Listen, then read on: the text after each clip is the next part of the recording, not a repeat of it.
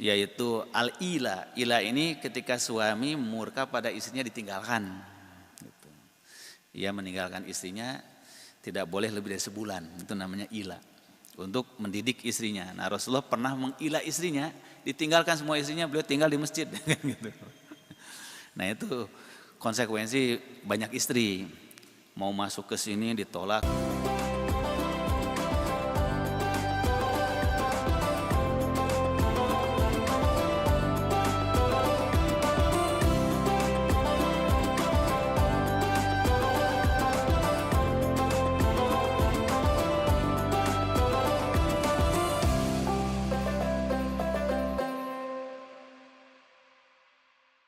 Pembahasan kita malam ini memasuki pembahasan bab ilmu hadis yang ke-78, di mana hadis ini diriwayatkan an Umar radhiyallahu anhu qala kuntu ana wa jarun li minal ansar fi bani Umayyah bin Zaidin wa hiya min awalil Madinah wa kunna natanawabun nuzula ala Rasulillah yanzilu yauman wa anzilu yauman.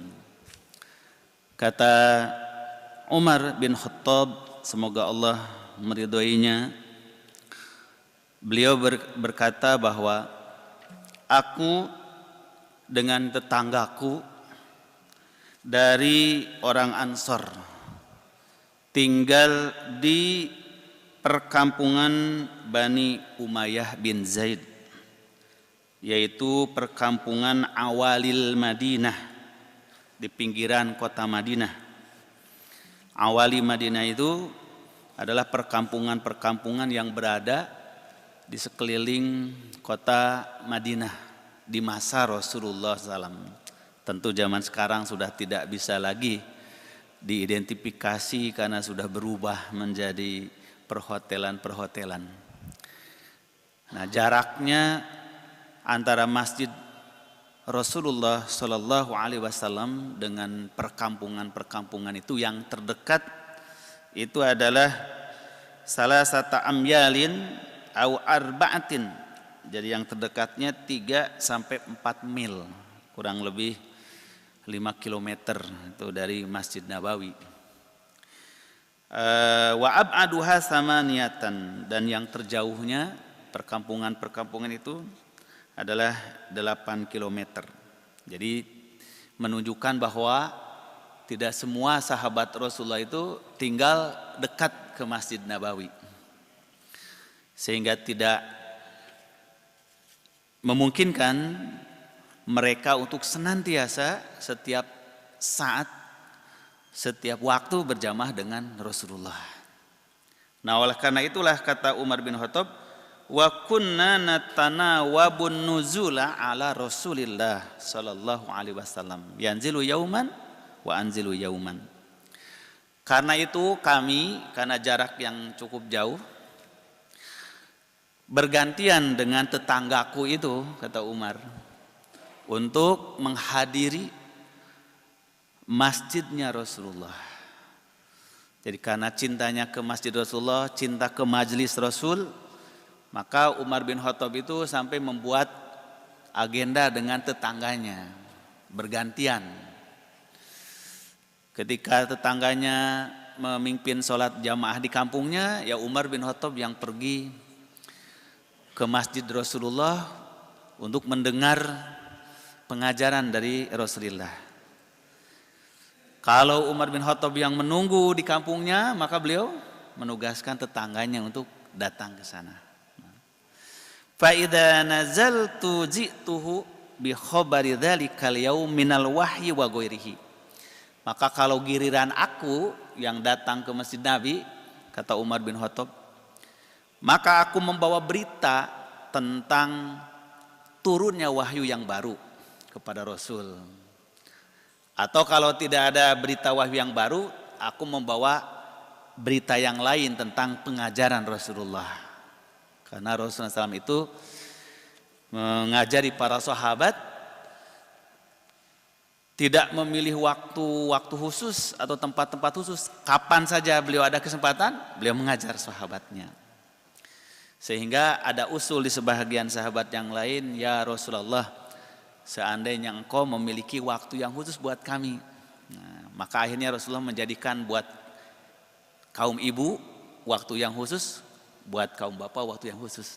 Tapi keseringan baginda Nabi mengajari para sahabat spontan, di mana saja ada kesempatan beliau menyampaikannya, di mana saja menerima wahyu baru disampaikannya. Tidak menunggu dulu harus semuanya kumpul. Maka kata Umar bin Khattab, kalau aku yang giliran datang ke masjid Nabi, aku datang membawa kabar wahyu atau berita-berita yang lain kepada tetanggaku untuk disampaikan kepada para jamaah di kampungnya. Wa idza nazala fa'ala misla dzalik. Maka apabila giliran sahabatku yang tugas datang ke masjid Nabi, dia mengerjakan seperti yang aku kerjakan. Giliran dia yang membawa berita. Panazala sahibi al-ansari yauma naubatihi. Maka suatu hari, kata Umar bin Khattab, datanglah giliran sahabatku orang Ansori itu untuk datang ke masjid Nabi. Faja'a fadaraba babi dorban syadidan. Tiba-tiba setelah dia datang dari masjid Nabi di Madinah, datang ke kampung kami, dia mengetuk pintuku dengan keras sekali, seperti memukulnya. Faqala asama huwa fafazi'tu fakhorajtu ilaihi. Dia berteriak, apakah kamu ada di dalam? Maka aku terkejut, kata Umar bin Khattab, lalu aku keluar. Faqala, lalu sahabatku berkata, qad hadasa amrun azim. Hari ini telah terjadi peristiwa yang besar. Kata tetangganya ini kepada Umar bin Khattab. Kemudian padakhaltu ala Hafsata fa idza hiya tabki. Maka kata Umar, aku langsung pergi menemui putriku Hafsah, istrinya Rasulullah SAW. Karena Umar ini selain sahabat juga adalah mertuanya Rasulullah. Maka aku datang kepada Hafsah karena mendengar ada peristiwa besar. Fa idza hiya tabki, ternyata sedang menangis putrinya ini, Hafsah ini. Faqultu, maka aku berkata kepada putriku, talaqakunna Rasulullah? Apakah Rasulullah menceraikan kalian sehingga kalian menangis?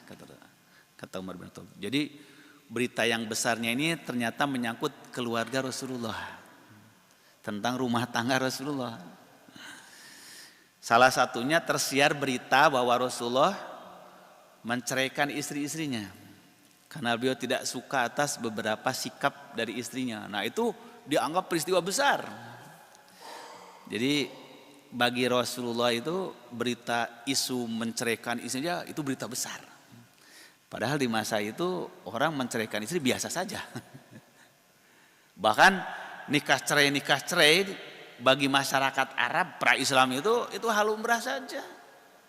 Maka seorang laki-laki di masa itu mungkin bisa punya mantan istri 20, mantan istri 30, biasa saja, nggak jadi peristiwa besar karena tradisi nikah cerai.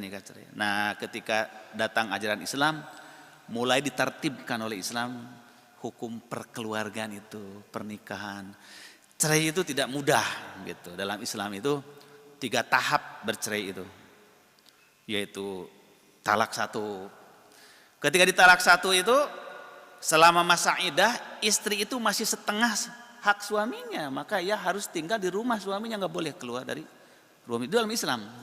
Walaupun dalam prakteknya banyak dilanggar oleh kaum muslimin. Belum cerai aja udah diusir istrinya. Nah, ini salah satu ajaran Islam yang sulit diterapkan oleh masyarakat kita. Gitu. Salah satunya adalah masalah perceraian, di mana kalau sudah bercerai itu langsung dikeluarkan sehingga suaminya udah nggak bertanggung jawab lagi. Pada dalam ajaran Islam itu kalau seorang suami menceraikan istrinya, ya masih setengah hak dia. Karena kata Al-Quran, wa bu'ulatuhunna ahaqqu biraddihinna. suami-suami mereka ini masih lebih berhak kembali kepada istrinya sebelum habis masa iddahnya itu. Maka harus nunggu 3 kali kuru, 3 kali suci. Dengan harapan mudah-mudahan berpikir akhirnya balik lagi begitu. Lalu kalau terjadi lagi kisruh keluarga, baru boleh diceraikan lagi kedua. Itu pun iddah lagi, nggak boleh langsung pisah, masih serumah dulu selama 3 kuru. Nah, kalau terjadi sengketa lagi, tidak bisa didamaikan lagi, baru cerai. Ketiganya, barulah itu tidak boleh kembali lagi dan dia harus keluar dari rumah suaminya. Nah, itu disebut dengan tolak bain, dia tolak yang sudah melepas, tidak bisa balik lagi, baru dia bisa keluar. Nah, di kita hampir jarang terjadi seperti itu. Rata-rata 1 kali putus sudah tidak bisa kembali lagi. Ini ditertibkan oleh ajaran Islam. Sehingga di masa itu bukan hal berita yang besar kalau ada perceraian. Tapi kenapa kepada Rasulullah disebut hadasa amrun azim? Wah, ini terjadi peristiwa besar gitu. Karena ini bukan sembarang keluarga, ini keluarga Rasulullah yang jadi teladan bagi semua keluarga kaum muslimin. Maka kalau ada peristiwa menyangkut keluarga besar sekali. Nah, besar urusannya dan besar potensi beritanya karena akan digoreng orang-orang munafik itu untuk menjelekkan keluarga Rasul. Nah, jadi ini kenapa keluarga Rasul itu dalam Al-Quran diberi kekhususan dalam beberapa hal. Termasuk di dalamnya umpamanya Rasulullah tidak boleh lagi menceraikan oleh Allah Ta'ala setelah turun surah Al-Ahzab dan An-Nur pada istrinya. Nah, itu kenapa? Karena istri engkau itu kata Rasulullah adalah ummahatuhum, jadi ibunya kaum muslimin, dipanggilnya ummahatul mukminin. Maka tidak boleh janda Rasul dinikahi oleh siapapun karena dia kedudukannya seperti ibu. Nah, ini kekhususan keluarga Rasulullah. Maka untuk kekhususan keluarga Rasul Allah Ta'ala turunkan dalam 2 surah, surah Al-Ahzab dan surah An-Nur. Itu untuk memuliakan keluarga beliau. Maka ketika ada sedikit aja peristiwa terkait keluarga, wah itu jadi berita besar. Karena siapa yang tidak ingin jadi istri Rasul? Maka banyak orang-orang menanti saatnya Rasul menceraikan istrinya, dia siap kan gitu menggantikan.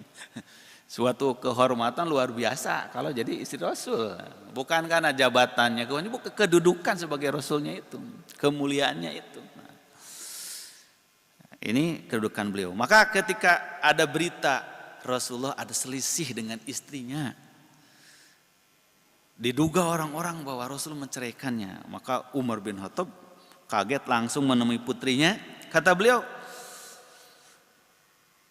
"Talaqukunna Rasulullah?" Apakah Rasulullah benar menceraikan kalian? Qalat, kata Hafsah, la adri, aku tidak tahu. Aku pun tidak tahu karena Rasul tidak mengatakannya. Hanya saja beliau meninggalkan istri-istrinya.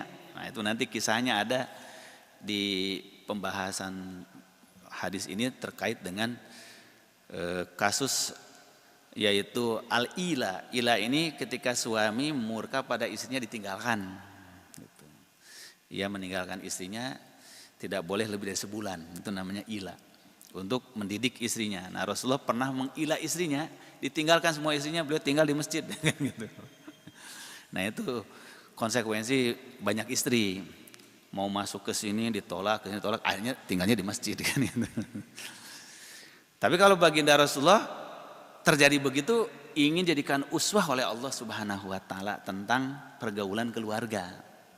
Maka kejadian apapun bagi Rasulullah itu jadi syariat, jadi hukum gitu. Nah, maka Rasulullah pernah mengila istrinya. Kenapa? Karena istrinya kompak itu meminta napakah yang layak seperti istri-istri yang lain gitu. Jadi istrinya tuh bersepakat, yuk kita nuntut napakah ke Rasulullah gitu, seperti istri-istri yang lain yang layak gitu. Nah, tiba-tiba Rasulullah masuk ke istrinya ini, ke istrinya ini, semuanya permintaannya sama.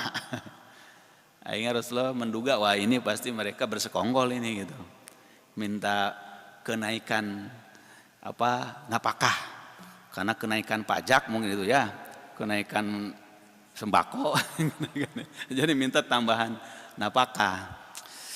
Sebetulnya bukan itu masalahnya, karena kaum muslimin di akhir periode Madinah itu telah mengalami kemakmuran yang luar biasa. Bayangkan dari 10 tahun Rasulullah di Madinah itu pertumbuhan ekonominya beribu kali lipat. Bagaimana menggambarkannya? Menggambarkannya banyak. Memang tidak ada kitab ekonomi yang menggambarkan pertumbuhan ekonomi di masa itu. Tapi kita bisa menganalisis dari berita-berita kasuistik. Contohnya gini, berita kasuistiknya. Kata Siti Aisyah, dulu kalau kami berjamaah bersama Rasulullah di masjid, Rasulullah mengatakan, kaum wanita jangan dulu mengangkat kepalanya dari sujudnya, mukanya sujudnya, sampai kaum laki-laki benar-benar sudah berdiri tegak. Kenapa coba sebabnya? Jadi kata Nabi, ibu-ibu kalau berjamaah di masjid, jangan dulu mengangkat wajah mereka dari sujud, tapi nunggu sampai kaum bapak sudah tegak dulu berdirinya. Dijelaskan oleh para ulama kenapa sampai Rasulullah memerintahkan begitu, kaum ibu mengakhirkan bangkit dari sujud. Karena banyak kaum bapak itu pakaiannya itu ngatung, sarungnya itu ngatung sampai di bawah lutut, gitu kan. Saking miskinnya itu para sahabat di masa itu, sehingga mereka hanya ada yang punya satu kain diikatkan di pundaknya, lalu ia hanya menutup lutut.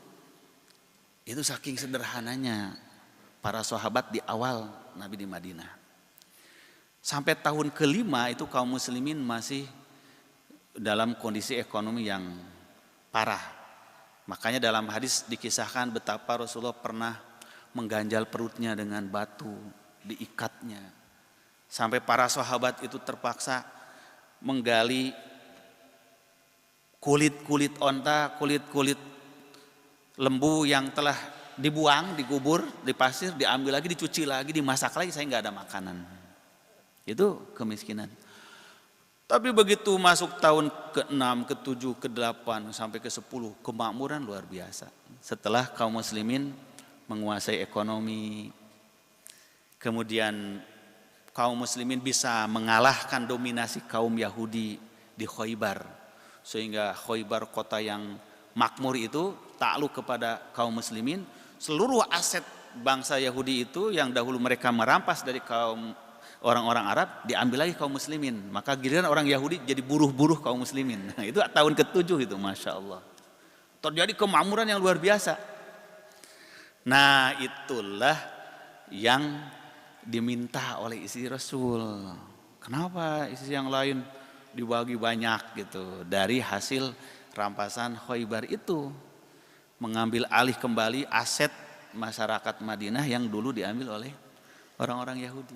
Nah, mereka menuntut kepada Rasulullah, kenapa kami wahai Rasulullah tidak boleh menikmati seperti istri yang lain, mereka banyak emasnya, banyak gitu. Kalau bahasa kitanya. Akhirnya Rasulullah tidak menjawab, pergi ke masjid, udah diam aja di masjidnya Rasulullah. Gitu. Nah, sampai nanti turun surah An-Nur, surah Al-Ahzab. Ya ayuhan nabiyyu qul li azwajika in kuntunna turidnal hayatad dunya wa zinata fata'alai umati'kunna wa usarihkunna sarahan jamila. Firman Allah, wahai Nabi, katakan kepada istri-istrimu, kalau kalian ingin seperti wanita-wanita yang lain, hidup mewah, hidup senang, kesini kata Rasulullah, aku akan beri semua keinginan kalian. Tapi kalian bukan jadi istri-istriku, aku ceraikan, gitu kata Rasulullah. Maka kata Rasulullah, sekarang pilih, mau memilih Allah dan Rasul, hidup sederhana, tapi kaya dengan keimanan, bahagia batin, kekurangan dunia, atau kalian memilih kesenangan dunia. Akhirnya menangis semua istri Rasul itu. Kami memilih Allah dan Rasulnya, kami tidak memilih dunia. Nah, itu silsilah hadis ini. Kenapa tersebar berita Rasul mencerai istrinya? Karena ada ayat turun kepada Rasul yang mengatakan, wahai Nabi, katakan pada istri-istrimu, kalau kalian ingin kesenangan dunia, mau apapun aku kasih. Bahkan kata Rasulullah mengatakan, kalau aku ingin mahkota Persia Romawi aku bisa ambil. Maka kata Rasulullah, kalau kalian inginkan itu aku akan beri, tapi kalian tidak layak jadi istriku. Maka akhirnya semuanya menangis dan kami ridho dengan Allah dan Rasulnya. Nah, maka turunlah ayat yang menyatakan istri-istri Rasul adalah ibunya kaum muslimin, dan Rasul tidak lagi diperkenankan untuk menceraikan istri-istrinya.